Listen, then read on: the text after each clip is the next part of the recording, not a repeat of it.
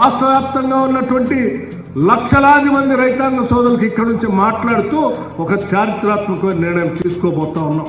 ఈ రాష్ట్రంలో ఉన్నటువంటి రైతాంగ సోదరులకు సంబంధించినటువంటి అన్ని వ్యవసాయ యోగ్యమైనటువంటి భూములన్నీ 1,40,39,111 ఎకరాలకి పూర్తి స్థాయిలో రైతు భరోసా సంబంధించి వారి అకౌంట్ లో డబ్బులు వేసేటువంటి కార్యక్రమాన్ని మీ అందరి సమక్షంలో ఈరోజు ముఖ్యమంత్రి గారు ఇక్కడ నుంచే కంప్యూటర్లో నొక్కి వారి అకౌంట్ అందరికీ డబ్బులు వేసేటువంటి కార్యక్రమాన్ని ఈ రోజు ఇక్కడ నుంచే చేస్తా ఉన్నారు.